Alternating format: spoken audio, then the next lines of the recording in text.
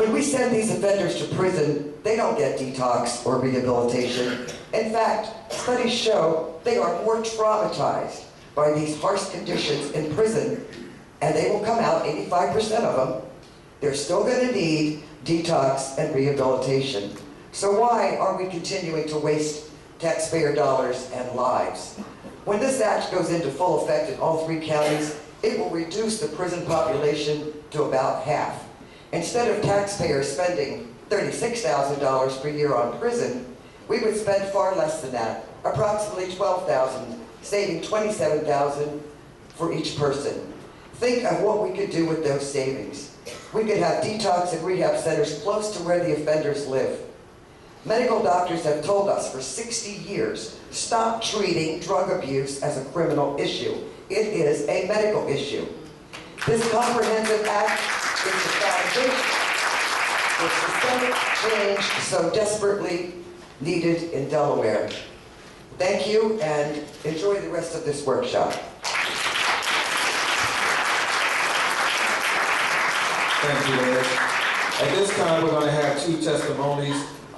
One is going to be from Reverend Ty Johnson and the other from Ken Abrams. Would you both please come to the stage, please? They'll have about 2 to 3 minutes each.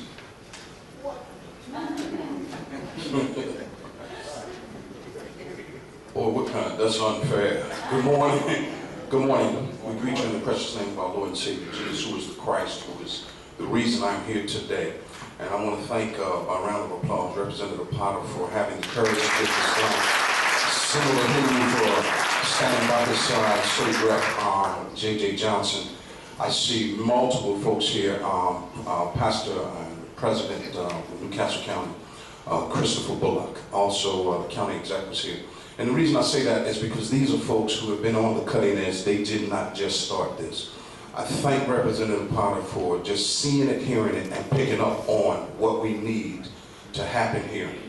Listen, in one of my visits, and Pastor Bullock, thank you, because I remember when we created and you started the Justice Department's inquiry on the medical effects and lack of medical treatment in our prisons. And we needed the Justice Department to come here. Thank God we're on the front end and we don't have to call the Justice Department in here for us to get this act passed. Amen? This is something we got to do. Listen, on one of my trips to Smyrna, all right, I was talking with one of the guards and I said, why are so many people here with mental illness?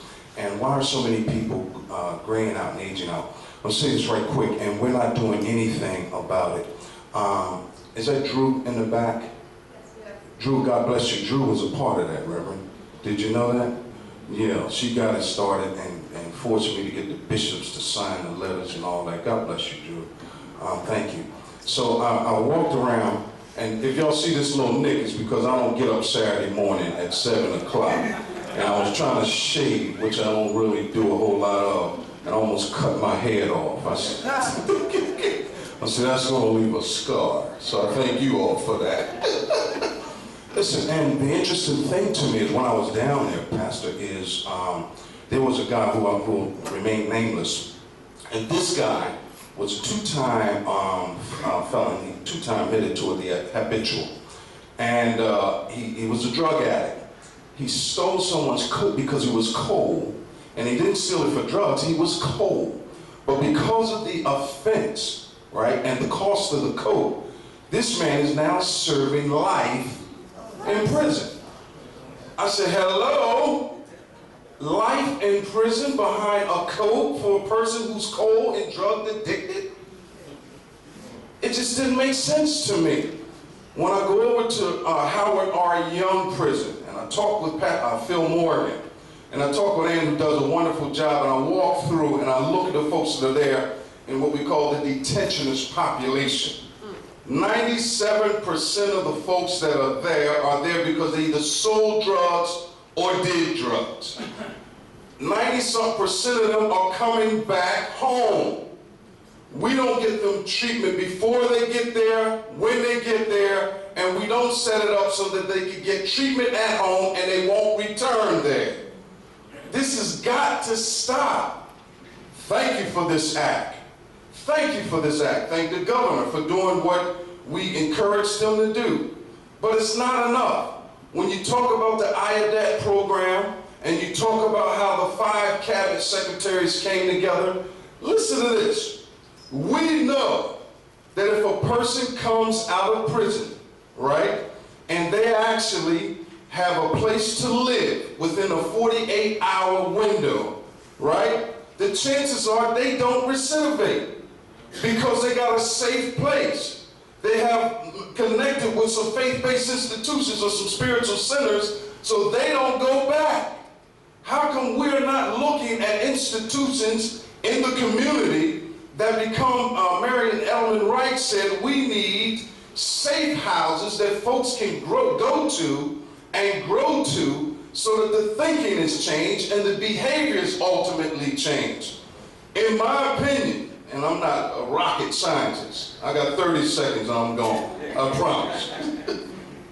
In my opinion, when the cabinet secretary sat down and found out that folks who had a drug record, right, coming from prison, could not live in public housing with their own family member, right, they should have moved immediately because they were talking. The housing secretary was talking with DHS, Rita Landscraft, and those folks were talking to some other folks. But the piece they missed, and thank God, I think we got a permission to do that now in some cases, but they're not looking at the economic piece. How do we link with the Department of Labor to get them some training and get them some income, because there's no income in the community that supports them?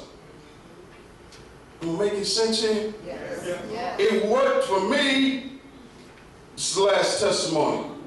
Pastor Bullock heard about me. The Lord delivered me 23 years ago. The help of Miss Betsy over there, the deacon. They saw me out there. They saw me come off drugs. They saw me put down the coke, put down the smokes. They saw me with some other stuff, but they trusted me. 8th Street Baptist deployed me back into the streets and said, you do the outreach. Now, all of a sudden, there's responsibility and accountability. But there's a support network like unmatched. Why is it so hard to get that done? Inside the prison. It's not hard. I love you all. If you need me, I'll be there.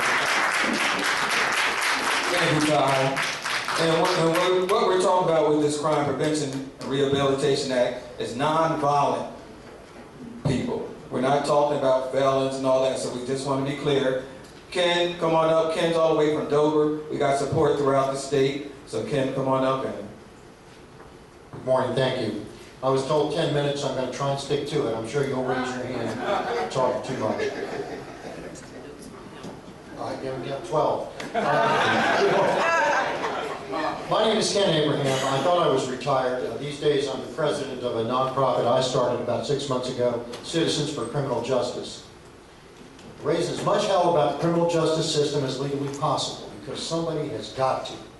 If you all had seen and know what I've seen and learned over the last 7 years, every single one of you would be in front of Legislative Hall with a megaphone and banners. Okay, well, we're not here to talk about that. I grew up in Dover. I was blessed with a very successful law practice for about 10 years, clerked for the Supreme Court first year out. Then I was a prosecutor for 4.5 years, Deputy Attorney General, when the system worked well. You see, I remember when the system worked well, and by that I mean justice usually was the result. Not anymore. It's a train wreck. Now, then I opened my private practice, enjoyed that for about 4.5, 5 years. Then I left the law and moved to Florida and went into business. However, in addition to having the legal experience, the world's best parents, the world's most wonderful childhood, proper upbringing, all the right standards and values, morals, and doing everything right, I'm a drug-crazed convicted felon. It's with no small degree of shame, remorse, and embarrassment I tell you that I lost everything. I do mean everything, except the white DOC costume that I walked out of prison with in February 2 years ago. Lost everything to cocaine. That was 7 years ago. You can't pay me enough to touch that poison today, and I'm bouncing back. Thank you. I was kept unlawfully in prison for 4 years due solely to the criminal, malicious, outrageous, retaliatory action of some COs, primarily to shut me up. Well, I'm out now where I can communicate. Thank you, Lord. If you want to know more about any of this, I'll be glad to spend an hour or two with you, believe me. Let me say, you don't want to get me started on the prison, but Commissioner Coop, I've had the opportunity to meet Commissioner Coop. I see him about once a month. I keep my face in front of these people so they know I'm not going anywhere. And he's definitely the right man for the job. He's on the right track. But we're here to talk about this, so God bless him. But he's got a mountain to move. I'm telling you, it's a culture of cover-up and disaster. I can give you plenty of details. They're all going to be in the book. We're here to talk about the act. Prison is no place for a drug addict. I've seen the programs, so-called programs, and they look great on paper. Let me tell you, I'm the beneficiary of a fantastic program. I'm so smart I had 2 disasters with cocaine. First one was 90 or 91 when I was a working maniac. It cost me my family. When I lost daily contact with my little boy, who was 1, I fell apart, tried to bury the pain under a mountain of cocaine. Wasted a fortune, did all kinds of stupid things. But thank God, I walked into a great treatment program in Orlando, Florida. And after that, I learned a whole lot about addiction and counseling and related behavioral problems and treatment, wondering, how did this happen to me? Well, since then, I've learned more since I've undertaken what I'm doing now. And I saw these programs when I got to Delaware DOC. They look great on paper. They're not working. What goes, I'll name one, the Crest. That was the first one I saw. I read the papers. It looked great. I said, wow, this ought to work, help a lot of people. What goes on in there is the difference between night and day. Nothing like what's written on paper. Company writes this up, gets the grant for whatever, gets the contract for millions of dollars, comes in there, and I'm telling you, it's a disaster. It's just a disaster. Their inmates don't read any of that stuff. They go to the classes because they have to. They sit there, they say something or other. They take the test, one-time test, they pass out, they get the degree, okay, you completed the program. I mean, give me a break, come on. I'm telling you, I have seen it. This act diverts people from prison. Liz asked me to say a few things about reentry. I went through reentry. I was a beneficiary of IADAPT, and thank God for IADAPT. It helped me, but there is so much more to do. There's such an enormous need for help with reentry. People trying to transition out, for the ones who want to improve their lives. We're not talking about the maniac who might never get his head right, but the people, and there are many, who want to improve their lives. That's why I've started the church reentry program through Citizens for Criminal Justice. We're just getting warmed up. But there's a lot more to be done. The beauty of this act is it keeps people from reentry. They don't go to prison in the first place. Some in there, if you read the thing, will be eligible to come out and participate, be transitioned into these treatment and rehabilitation centers. But most people, God willing, if when this gets enacted, will go there in the first place instead of to prison. I don't need to imagine what it's like to be in an isolation cell. And I don't need to rely on reports about the so-called medical care or anything else. I was there. Day in, day out, talked to everybody in sight. Because when they did to me what they do to too many people, I decided early on in my little adventure that I was going to spread the word. Okay, some of you, so there's a massive need for reentry, and this act does it. And again, we're talking about non-violent drug offenders. I read every word of this. I stumbled into it when I read a letter to the editor that Liz Allen had in the News Journal, called her up about 2 months ago. The rest is history. I think it was when Tom Gordon asked me, have you read it? What do you think of it? And I said, in my humble opinion, yes, I've read it, and I have a lot of experience in all of this stuff. I'm telling you, from A to Z, it's the best thing that could happen to Delaware in the near future. It really is. And since then, I'm bombarded with all kinds of articles and information for people who know what I'm doing. I read the article about the isolation reforms in New York. I read the article about Governor Cuomo stepping up education. Education greatly reduces recidivism, too. The governor has a program about prevention. I went to one of those conferences. It's the old story. Come on. He learned as a 9-year-old, 8-year-old, an ounce of prevention is worth a pound of cure. We need to put some rehabilitation in the system and some prevention, education, vocational training, all this kind of stuff. Greatly reduces the chances that people are going to come out and return to a life of crime. It's costing us a fortune to warehouse them and do what we've been doing for decades. for decades, and it isn't working. We passed all these laws to get tough on crime. We got stupid on crime. You know, hindsight's great. I was able to see, because I had the first case in the state with a mandatory minimum, that they were going to be trouble. And that's what I told my friends who are now high and mighty positions, and they said, oh no, we need to get tough on crime. But now they realize we need to change those laws. And let me just throw this out. Since 2009, 23 states have modified the drug penalties or drug clarifications. 23. 22 states have made modifications to mandatory minimum sentences. You talk to any judge, and I'll bet you they're not for mandatory minimums or these habitual statutes. You know, the problem is community, city, state, county, and federal, but it's individuals. It's people whose lives are getting ruined. It's so bad that the United States Attorney General and the Secretary of Education say it's doing more harm than good. The system is harming our communities. I'm now a member of LEAP, Law Enforcement Against Prohibition, and they point out the war on drugs is bad. Excuse me, drugs are bad. The war on drugs is worse. And the criminalization, the way we've been handling it, actually creates crime, and it does. It causes harm to our community. There's a much better solution. I won't get into all that. But let me suggest to you politicians who want to sound tough on crime, now is your chance to get smart on crime and take a leadership position. Don't just go with the flow.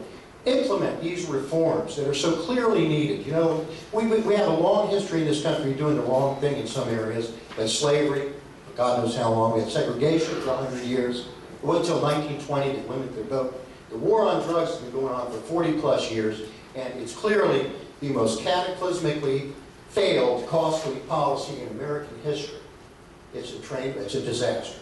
And this bill doesn't solve all the problems, but it goes a long way toward addressing most of them. Well, I'm getting the signal to hurry it on along. I'll be delighted to answer any questions from anybody, anytime. Thanks so much. All right. God bless. Thanks so much, Tim. Liz Allen's going to come up, and we're going to bring on Mr. McDowell. Then we're going to bring the panel on and move quickly.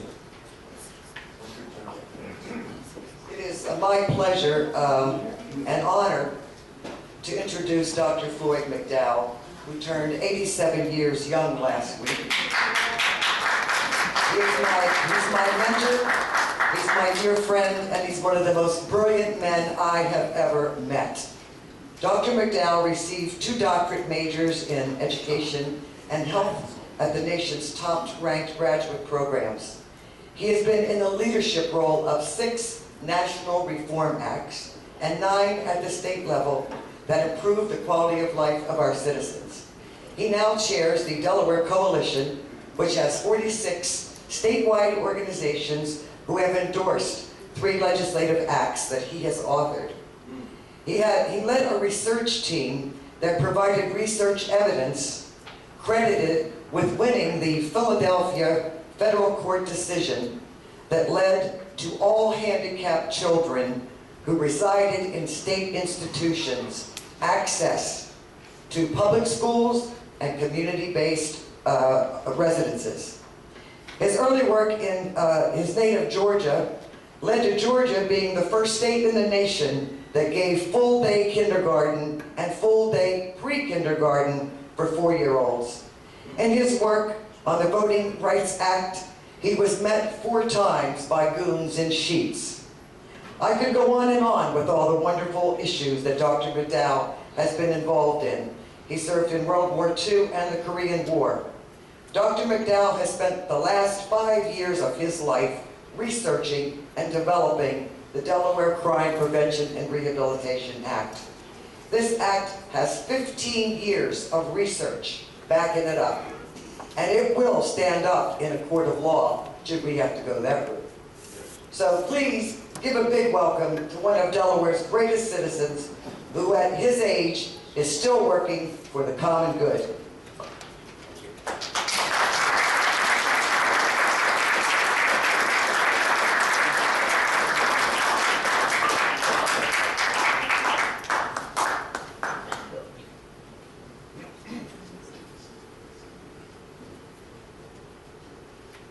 By the way, he's got 3 more acts ready to come after this one. At least.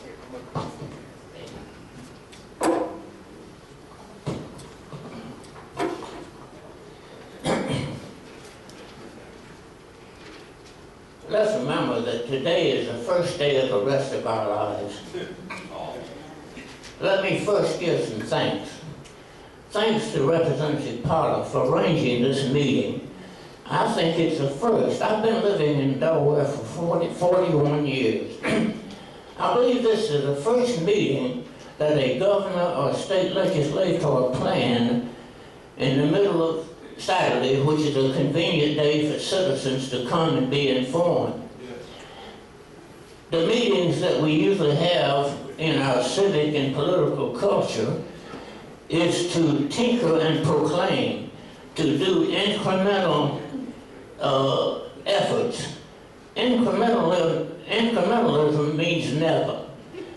If there is research proven program and cost effective for a total system change, then we should get this information, understand it, and put it into operation. This bill has many components, and all of them are aligned with the mission statement of our criminal justice system as expressed in our Delaware Code of Laws. To provide treatment, rehabilitation, and restoration of offenders as useful, law-abiding citizens in our communities. This act, every component in it, is aligned with that mission statement. This is very important. Mission statements should be given on what we want to do in life and on different issues. And when you get it, you should then follow what research says. I'm talking about program and cost-effective research findings.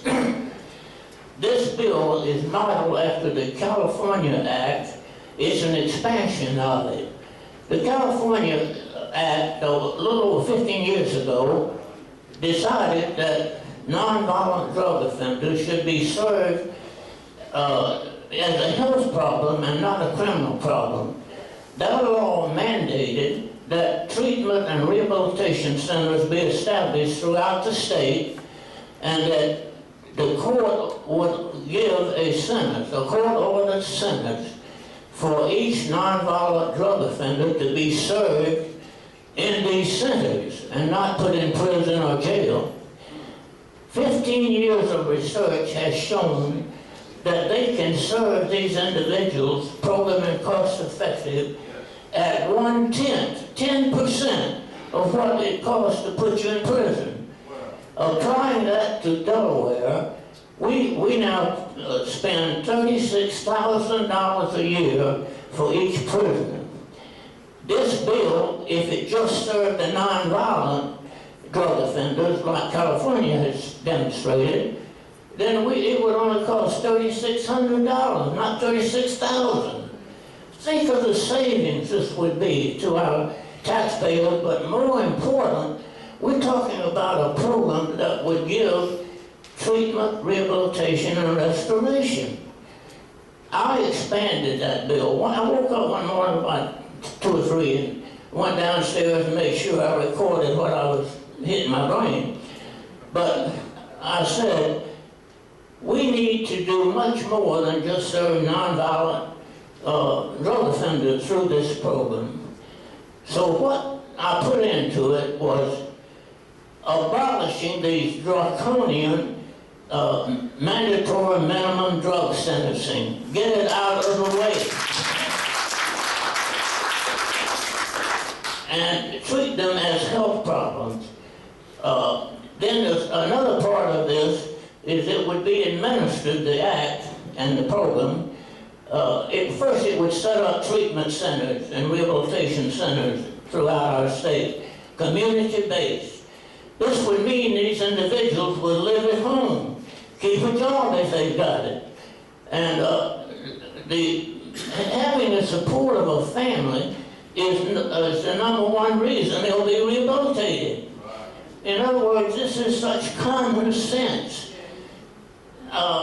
Another component of this was we would set up a research center at the University of Delaware, just like they do in California, and they would continually evaluate, do research on every component in this act to determine its program and cost effectiveness and make improvements wherever indicated.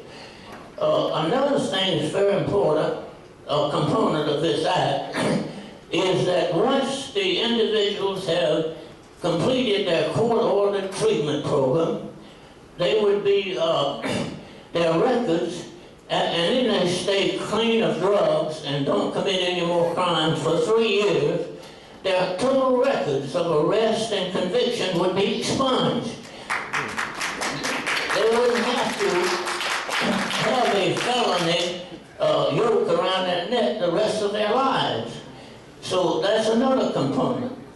But let me talk about the other groups this would serve, not just nonviolent drug offenders, but if the judges now are given discretion for sentencing, which they should be given, that's very important, then they could go into the prisons and give the nonviolent people in prison now probation and release them and give them a court-ordered treatment program within these centers.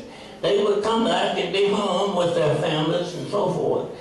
Another group to be served would be any human being in our state who is addicted to alcohol, illegal drugs, and also prescribed painkiller drugs. How many of us understand that more people die from legally prescribed prescription drugs than from all other illegal drugs? So this group would be a third group to be served. With the judges being given sentencing discretion, they could take other nonviolent offenders. Somebody steals a loaf of bread or gets involved in traffic or some other really minor crime. The judge could assign them to a court-ordered treatment and treat them in the community. And then the fifth group that could be served, and by the way, 97% of our prisoners are going to return to the community. Some of them don't have a home to go to. They don't have food. They're penniless. This bill would provide funds for up to a whole year for giving them economic support. Housing, food, clothing, transportation, you name it. We have, the figures fluctuate, but from 67, 70% to 80% return to prison. That means more crime is permitted, more probation violated. This means more costs, not just to the individual, but to people who are victims. So this would reduce all of this. There's no question about it. So now let me talk about the specific services that will be rendered in these treatment centers. And by the way, these treatment and rehabilitation centers will work very closely with the courts, probation, with the safety, public safety departments in city, county, and state, and with all public and private resources that are trying to help here. It would be a beautiful orchestration where it'd be like a tributary, a river, where tributaries feed into it. That's the organizational arrangement we ought to be having, not the bureaucratic, stratified, strangulated layers where ideas go up and vetoes come down. So the specific services that would be rendered would be, first of all, keep in mind now, very important, these individuals we're talking about in all 5 of these groups would be served in their homes. And most of them, 90-some%, would have homes. But for those who don't, I just mentioned that this 1 year of economic support with job training, job placement, what have you, would be a part of it. But here are the services. First and foremost would be properly trained professional people in these centers to help them overcome their addiction and any mental or physical health problems. That is the key. But also, in these centers, we would offer they will offer family and individual counseling. They will offer job counseling, job training, job placement, and that will also mean reaching out to all the training resources that are available, and there are many of them. Also in these centers, they would receive other services that are needed to help them realize treatment, rehabilitation, and restoration. I'll just give you one example. I could give you a bunch of them, and we need to examine all of them. But let's talk about the job opportunities. I just read in the News Journal a front page article a few days ago. It said we have 1,400 abandoned houses in Wilmington. We could have these centers form a construction committee, a group made up of carpenters, painters, plumbers, electricians, and they could take, not only go out and restore these homes, which could be used by some of these men coming back who need a home, but we could help house our homeless families, children, veterans. We could do this through this program, and at the same time we could train many of these men to have jobs as apprentices or assistants to carpenters, painters, plumbers, what have you. In other words, there's another area, and then I'll finish with this. Another area would be, we're getting much older. I'm a great example of that. We're going to have more need for nursing homes and assisted living, and for people going into homes and helping people like they're doing now. Many of these people will need to be lifted and positioned and so forth, and there'll be a lot of jobs more open for people trained to help, and nurses, aides, and so forth. So I could go into a whole lot of areas that we could train and guide individuals into jobs where they could grow in them. And then I'll finish this by saying this. This package here has a copy of the Act. I recommend that you and others that you share it with read the justifiable reasons. I think there are 25 at the beginning of the Act. And then at the end of the Act, just read the synopsis or the summary, and you'll have a good understanding of this Act. But most important, I want to give heartfelt thanks to Representative Potter, Senator Henry, and all the panelists here today, but especially to you citizens. And remember, democracy is not a spectator sport. So please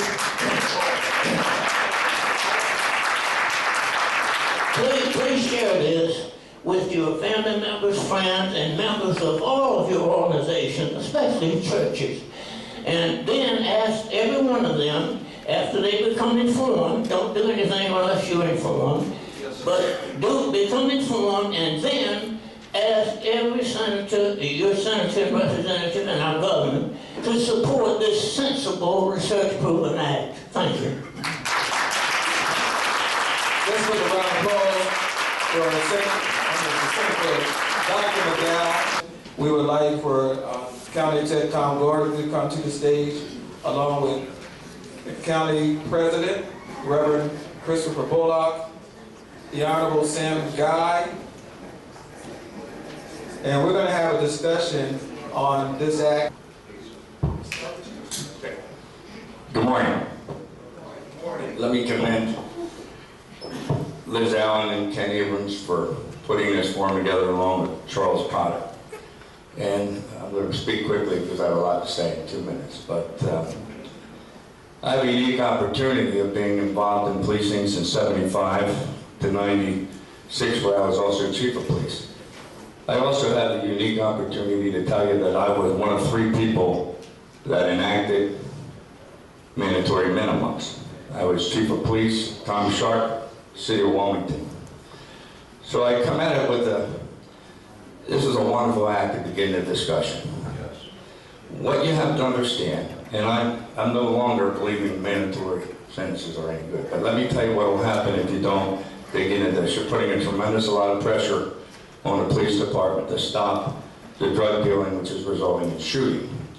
If they arrest somebody today and they're on the street tomorrow again, they're going to resort to serious incarceration. That's because in policing we have no other opportunities.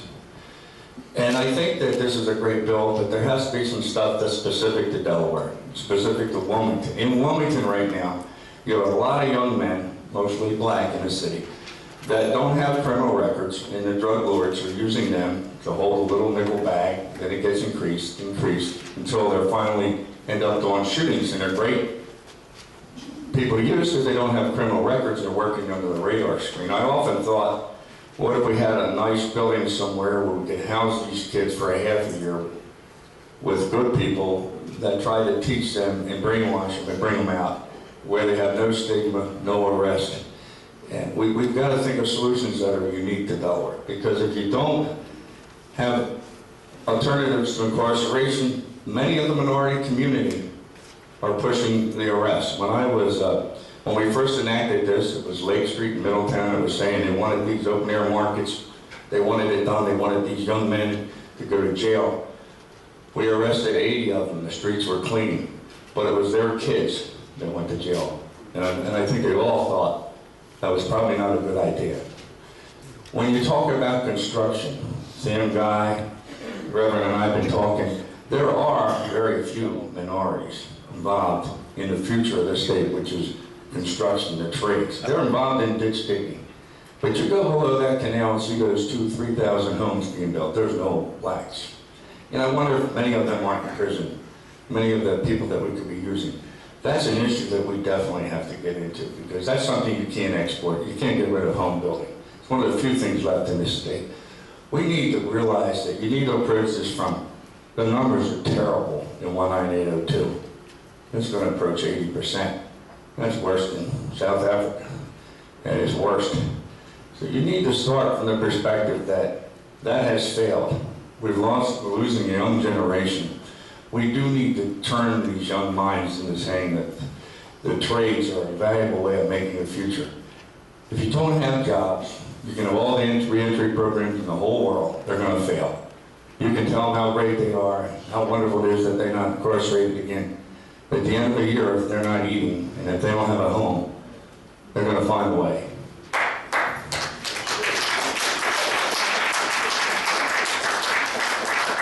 You have a unique opportunity with a new commissioner, whose name is Coop. He was a former state police officer.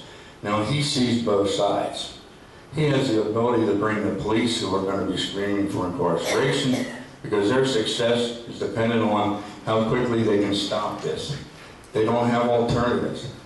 We have to find alternatives very quickly, because we don't have a lot of time. These numbers are very critical, what we're doing with mostly black males in this state. And it's got to stop, and it's got to stop now. We don't have a lot of years to discuss this bill. So I love the opportunity to have it thrown up. I wish this room was packed with more people that could have input. But we've got to start now. I think everyone agrees that just piling these young people into prisons for 3 years, for 10 years, is not going to be the answer, and that's got to stop.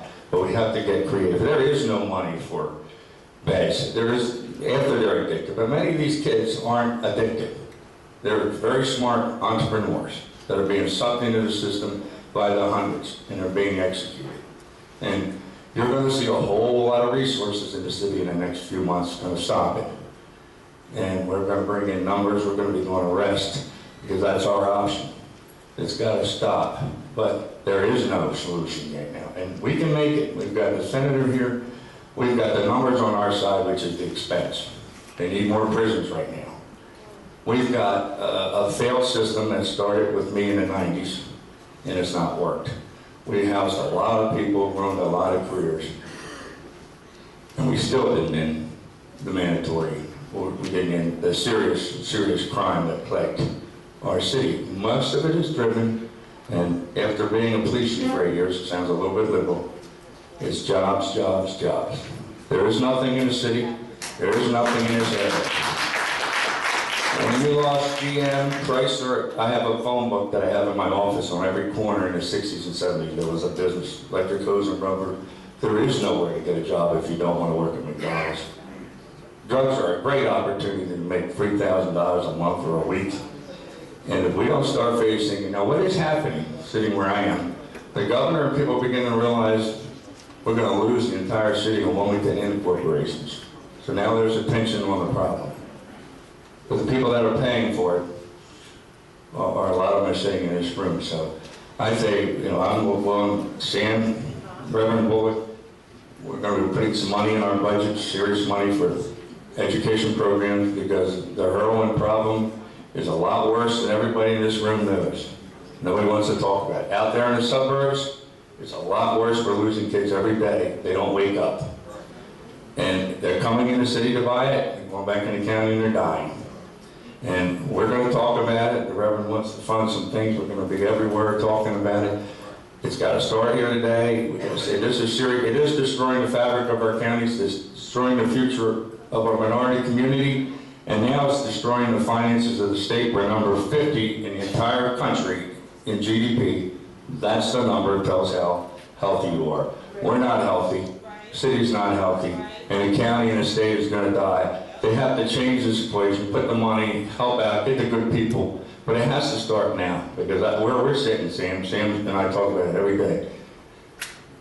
There's nothing going to turn this around if we can't make this case. So I applaud everybody for doing this today. My staff will be very much involved to help. Thank you.